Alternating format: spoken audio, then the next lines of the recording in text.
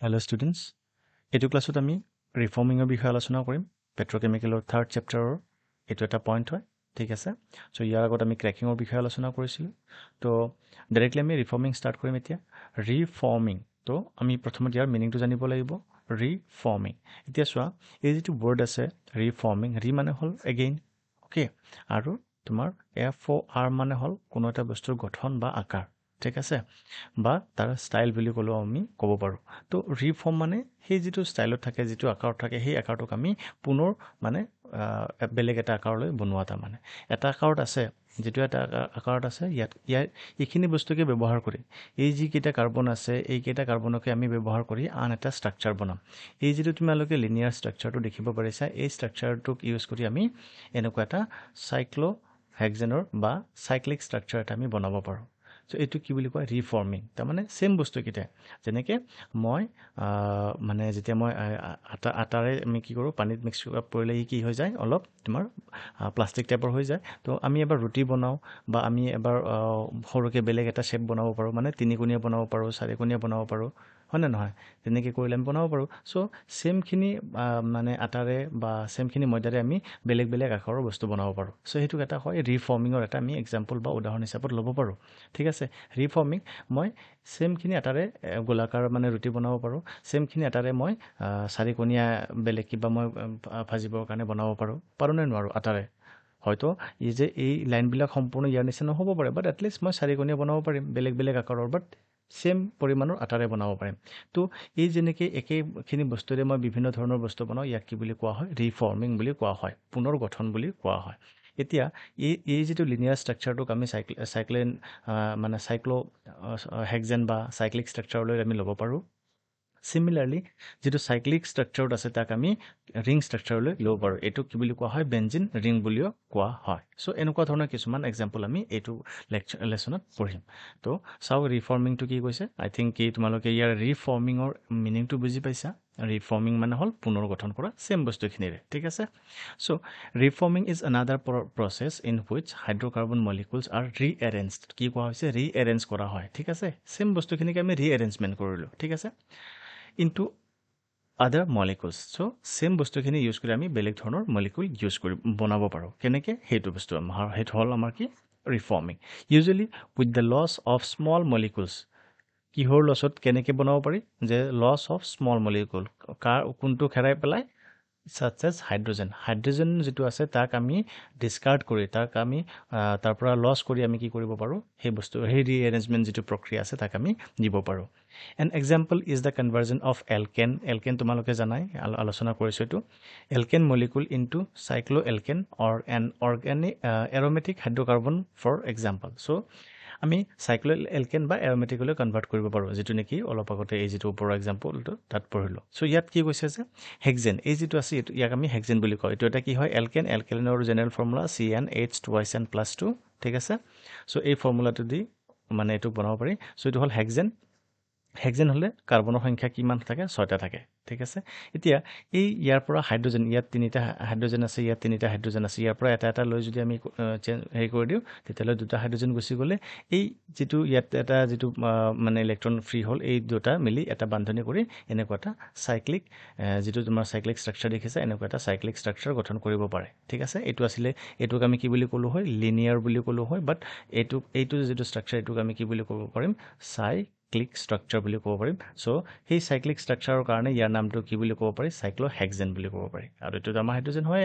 আমি জানো এখিনি সো হেক্সেনৰ পৰা আমি কি কৰিলো সাইক্লোহেক্সেন আমি বনালো সেম বস্তুখিনিৰে সেম নাম্বাৰ অফ কাৰ্বন এটমছৰে আমি কি কৰিলো তোমাৰ ৰিএৰেঞ্জমেন্ট কৰি আমি কি কৰিলো সাইক্লোহেক্সেন বনালো এই ইয়াকে কয় ৰিফৰ্মিং ঠিক আছে আৰু এই যেটো লিনিয়াৰ যেটো প্ৰডাক্ট আছে যেটো তোমাৰ হেৰি আছে প্ৰডাক্ট বুলিও যদিও কও যে ইয়াতকে এই যেটো আমাৰ সাইক্লোহেক্সেন ইয়াৰ প্ৰপাৰ্টিটো বেছি ভাল বা ইয়াৰ গুণাগুণখিনি আমি বেছি ভালদৰে পাব পাৰো so this is a very important process for petroleum and chemical industries okay এখিনিটো তোমালোকে গম পালাই it enables straight chain alkanes যেটো আমি কলো straight chain একদম সিধা যেটো চেইন আমি পাইছিলো straight chain alkanes to be converted into branched chain alkanes branched chain বা cyclohexane বা তোমার cyclic aromatic hydrocarbons which are used to enhance the octane number of petrol তো পেট্ৰল মানে হ'ল গেছলিন আমি জানো সো এই পেট্ৰলৰ তোমাৰ কি কৰা হয় অক্টেন নাম্বাৰটো বঢ়োৱা হয় সো অক্টেন নাম্বাৰটো এটো যেতিয়া তোমালোকে এই ফিউলৰ প্ৰপাৰ্টিজ পঢ়িছা তাতে তোমালোকে পাইছা অক্টেন নাম্বাৰ কাক কোৱা হয় সো সেই পেট্ৰলৰ অক্টেন নাম্বাৰবিলাক এনেকৈ বাঢ়ি যায় সো পেট্ৰলৰ অক্টেন নাম্বাৰবিলাক তোমাৰ যিবিলাক ষ্ট্ৰেট চেইন আছে হাইড্ৰকাৰ্বন সেইবিলাকতকৈ বেছি হয় কিহৰ মানে সাইক্লিক বা ব্ৰাঞ্চড যিবিলাক হাইড্ৰকাৰ্বন আছে সেইবিলাকৰ তোমাৰ অক্টেন নাম্বাৰটো বেছি হয় সো সেইটো হ'ল এটা ভাল প্ৰপাৰ্টি সো এক্সাম্পল হিচাপত মই আকৌ এইটো লৈছোঁ যে তোমালোকে ল'ব পাৰা এইটোক আমি কি বুলি কওঁ ষ্ট্ৰেট চেইন হেক্সেন বুলি ক'ব পাৰোঁ ঠিক আছে বা নৰ্মেল হেক্সেন বুলিও কোৱা হয় এইটোক এন হেক্সেন বুলিও কোৱা হয় ওকে সো এইটোক আমি কনভাৰ্ট কৰিলোঁ হাইড্ৰজেনটো গুচাই কিনে ডিহাইড্ৰজেনেশ্যন কৰি আমি কি কৰিলোঁ ইয়াক চাইক্লোহেক্সেনলৈ কনভাৰ্ট কৰিলোঁ এগেইন যিটো চাইক্লোহেক্সেন আছে ইয়াৰ পৰা আকৌ মানে তোমাৰ চাৰিটা হাইড্ৰজেন গুচাই কিনে আমি কি কৰিব পাৰোঁ ইয়াক বেঞ্জিন বনাব পাৰোঁ আৰু বেঞ্জিনটোক আমি অন্য এক ধৰণেও লিখিব পাৰোঁ বেঞ্জিনটোক আমি এনেকৈও লিখিব পাৰোঁ মানে ইয়াৰ যিটো চিম্বলটো আমি এনেকৈও দিব পাৰোঁ ডাবল বন্ড কৰি আমি দিব পাৰোঁ দিলে ঠিক আছে এনেকৈও দিব পাৰোঁ নাইবা এইটো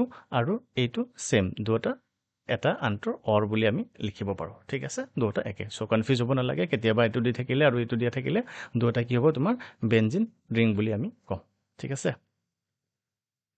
Now, reforming is a process which uses heat, pressure, and a catalyst usually containing platinum. তো সাধাৰণতে যদি reformingটো যদি catalyst দি কৰোঁ তেতিয়াহ'লে সাধাৰণতে তাক কি বুলি কোৱা হয় platinum catalyst use কৰা হয় to bring about chemical reaction কৰিবৰ কাৰণে which upgrades naphtha তো ইয়াত আমি সাধাৰণতে কি ইউজ কৰোঁ naphtha feedstock ইউজ কৰোঁ ঠিক আছে আমি naphtha ইয়াত আমি ট্ৰিটমেণ্ট কৰোঁ ঠিক আছে into high octane petrol and petrochemical feedstock তাৰমানে এই ইয়াত যিখিনি আমি নাফতা ফিড হিচাপত দিওঁ সেই ফিডখিনিক আমি কি কৰোঁ হাই অক্টেন তাৰমানে যিবিলাকৰ অক্টেন নাম্বাৰ বেছি তেনেকুৱা কিছুমান প্ৰডাক্টলৈ আমি ইয়াক কনভাৰ্ট কৰোঁ যিবিলাক নেকি তোমাৰ কি হয় সাইক্লিক বা এৰোমেটিক হয় ঠিক আছে The naphthas are hydrocarbon mixtures containing many paraffins and naphthens. So, এখিনি তোমালোকক অলৰেডি মই কৈছোঁ যে নাফথা হ'লে কি হ'ব নাফথাৰ বিষয়ে আলোচনা কৰিছোঁ paraffins কি হয় এইটো আলোচনা কৰিছোঁ সো নাফথিনছ মানে এই নাফথাৰ যিবিলাক ডাবল বন্ডৰ যিবিলাক নাফথা আছে সেইবিলাকক আমি কি বুলি ক'ম নাফথিনছ বুলি ক'ম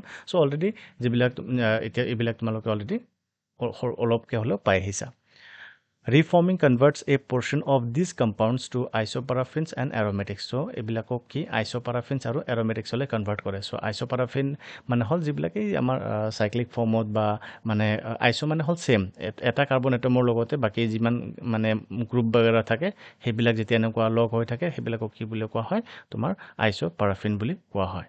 ঠিক আছে এনেকুৱা ধৰণৰ আইসো মানে হল এটা সেম ওকে আইসোপাৰাফিন তো এটা কাৰ্বনৰ লগত যেতিয়া তোমাৰ এনেকৈ কানেক্টেড হৈ থাকিব সেইবিলাকক কি বুলি কোৱা হ'ব আইসোপাৰাফিন বুলি কোৱা হ'ব সাধাৰণতে যেতিয়া আমি ৰিফৰ্মিং কৰোঁ ৰিফৰ্মিং কৰিলে পাৰাফিনবিলাক কি হয় তোমাৰ কনভাৰ্টেড হয় আইসোপাৰাফিনলৈকে নাইবা পাৰাফিনবিলাকক আমি নাফথিনছলৈকে আমি কনভাৰ্ট কৰিব পাৰোঁ নাফথিনছ মানে যেতিয়া তোমাৰ বেঞ্জিন ৰিং এটাতকৈ বেছি যেতিয়া লগ লাগি থাকিব সেইবিলাকক আমি কি বুলি ক'ম নাফথিনছ এনেকৈ চ' এইবিলাক আমি পিছলৈ পাই থাকিম জাষ্ট এক্সাম্পল হিচাপত কৈ আছোঁ Naphthins are converted into aromatic এই যে বেঞ্জিন ৰিং যেতিয়া হয় সেইবিলাকক আমি কি বুলি কওঁ aromatic compound বুলি কওঁ ঠিক আছে সো নাফথিনছক আমি কি হলে কনভাৰ্ট কৰিব পাৰোঁ aromaticsলৈকে পাৰাফিনক আমি নাফথিনছলৈকে কৰিব পাৰোঁ পাৰাফিনক আমি আইসোপাৰাফিনলৈকে কৰিব পাৰোঁ এইবিলাক কিহৰ জৰিয়তে কৰিব পাৰোঁ সেইটো হ'ল আমাৰ কি ৰিফৰ্মিং আৰু এইবিলাকে কি কৰে তোমাৰ অক্টেন নাম্বাৰটো বঢ়াই দিয়ে কাৰ গেছলিন বা পেট্ৰলৰ এতিয়া ইয়াত উদাহৰণ হিচাপত দিছে যে হেপটেন কাটালিষ্ট ইউজ কৰি আমি কি কৰিব পাৰোঁ তাক টলুইনলৈ কনভাৰ্ট কৰিব পাৰোঁ ঠিক আছে হাইড্ৰজেনটোক ৰিলিজ কৰি কিনে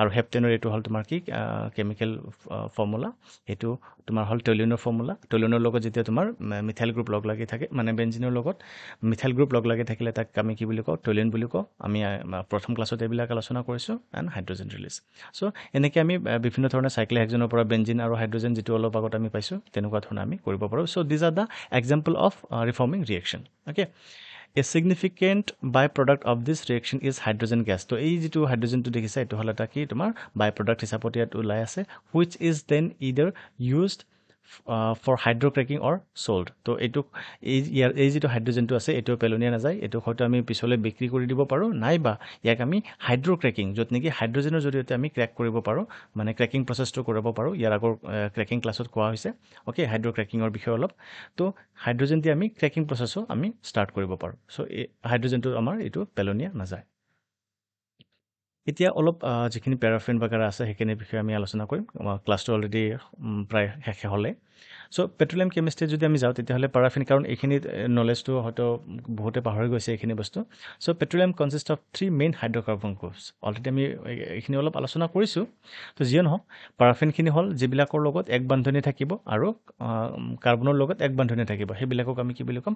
পাৰাফিন বুলি কোৱা হ'ম। ঠিক আছে। সো এইবিলাকক নৰ্মেল পাৰাফিন বুলি কোৱা হ'ব কেতিয়া? যেতিয়া কোনো ধৰণৰ ব্ৰাঞ্চ নাথাকে। যেনেকৈ ইয়াত দেখিছা, এইটো এটা কাৰ্বনৰ আন এটা ব্ৰাঞ্চ ইপিনে ওলাই গৈছে, কিন্তু ইপিনে চোৱা ইয়াত ক'তো কাৰ্বন নাই। সো আমি এইটো কি বুলি ক'ব পাৰোঁ? ষ্ট্ৰেইট চেইন পাৰাফিন, ইয়াতো নৰ্মেল পাৰাফিন বা এলকেন বুলি আমি ক'ব পাৰোঁ। সো ইয়াত নাম কাৰ্বন আছে কেইটা? তোমাৰ 4টা কাৰ্বন আছে। ডেট ইজ ৱাই ইয়াৰ নামটো কি হৈছে? বিউটেন হৈছে। অ'কে। চিমিলাৰলি ইয়াত আইচ'বিউটেন হৈছে। চোৱা, কাৰ্বন 4টাই আছে, কিন্তু ইয়াত তোমাৰ কি হৈ আছে? এইটো কাৰ্বনৰ লগত এইটো এটা গ্ৰুপ, এইটো এটা গ্ৰুপ আৰু এইটো গ্ৰুপ লগ লাগি আছে। সেইকাৰণে এইটো কি বুলি কোৱা হৈছে? আইচ'বিউটেন। ডেট মিনছ এটা কাৰ্বনৰ লগতে গোটেইকেইটা গ্ৰুপ তোমাৰ লগ লাগি আছে, মিথাইল গ্ৰুপ লগ লাগি আছে। সেইকাৰণে ইয়াক কি বুলি কোৱা হৈছে? ব্ৰাঞ্চড। আইচ' মানে একে জেগাতে হৈ আছে। ঠিক আছে। ডেট ইজ ৱাই ইয়াক আমি কি বুলি কওঁ? ব্ৰাঞ্চড। ইয়াতো আইচ'বিউটেন বুলি কোৱা হয়। চিমিলাৰলি তোমাৰ ইপিনে কি আছে? যে নাফথিনছ আছে, চাইক্লো এলকেনছ। নাফথিনছ বা চাইক্লো এলকেনছ। তো নাফথিনবিলাক হ'ল কি? তোমাৰ চাইক্লো এলকেনছ। এলকেনবিলাক, এই যিবিলাক এলকেন আছে, এইবিলাক চাইক্লিক আকাৰত যেতিয়া থাকে তাক আমি কি বুলি কওঁ? চাইক্লো এলকেনছ বুলি কোৱা হয়। সো এনেকৈ তোমাৰ এই কাৰ্বন আৰু তোমাৰ কিহৰ লগত? হাইড্ৰজেনৰ লগত এনেকুৱা এক বান্ধনিবিলাক থাকিলে তাক আমি কি বুলি কওঁ? এলকেনছ। এলকেনছ মানে হ'ল পাৰাফিন। ঠিক আছে। পাৰাফিনবিলাক যিবিলাকৰ লগত কাৰ্বন আৰু হাইড্ৰজেনৰ লগত য'ত এক বান্ধনি থাকে। তো এইটোৰ যিহেতু ইয়াত 4টা কাৰ্বন আছে, চ' ইয়াৰ নাম কি হ'ব? আমাৰ চাইক্লো বিউটেন। বিউটেন। অ'কে। চিমিলাৰলি অলিফিনছবিলাক কি হয়? এলকিনছ। তাৰমানে তাৰ পৰা মানে এটা দ্বিবান্ধনি থাকিব। চ' ইয়াক কি বুলি ক'ব? বিউটাইলিন। বিউটাইলিন। অ'কে। চ' ইয়াৰ পৰা মানে ইনটো আহিছে ক'ৰ পৰা? এলকিনৰ পৰা আহিছে। ঠিক আছে। চ' এইখিনি অলৰেডি তোমালোকে ক্লাছ 10 লেভেলত পাই আহিছা, ইমান ক'ব নালাগে। জাষ্ট মই এটা ৰিভিজন আকাৰত দি দিছোঁ ইয়াত। দেন আহে এৰ'মেটিক্স। এৰ'মেটিক্সবিলাকত এনেকুৱা ধৰণৰ তোমাৰ দ্বিবান্ধনি আৰু একক বান্ধনি অল্টাৰনেটিভ হিচাপত তোমালোকে দেখিব পাবা, আৰু তাক আমি এৰ'মেটিক্স বুলি কওঁ। চ' ইয়াত তোমাৰ যিহেতু দ্বিবান্ধনি আছে, তাৰ কাৰণে ইয়াত আমি কি বুলি ক'ম? বেঞ্জিন। আৰু ই এটা কি হয়? তোমাৰ এলকিন হয়। ঠিক আছে। এলকিনৰ জেনেৰেল ফৰ্মুলা CnH2SN। অ'কে। এইটো হ'ল আমাৰ এলকিনৰ জেনেৰেল ফৰ্মুলা। চ' এইখিনি আছিলে আমাৰ হেৰিৰ বিষয়ে ক'বলগীয়া, ৰিফৰ্মিঙৰ বিষয়ে ক'বলগীয়া। চ' তোমালোকে এইখিনি নিশ্চয়কৈ বুজি পাইছা। ইয়াত মানে নুবুজিবলগীয়া একো তেনেকুৱা প্ৰব্লেম নাই, কাৰণ একদম ইজি কনচেপ্ট হয় ইয়াত। ঠিক আছে। চ' তোমালোকে ইয়াৰে নোটছখিনি ইয়াৰ পৰা বনাই ল'বা। বাকী আমি ইয়াৰ নেক্সট লেকচাৰত বাকীখিনি যিখিনি আলোচনা কৰিবলগীয়া আছে, নেক্সট টপিকটো আমি নেক্সট লেকচাৰত আলোচনা কৰিম। চ' থেংক ইউ ছ' মাছ।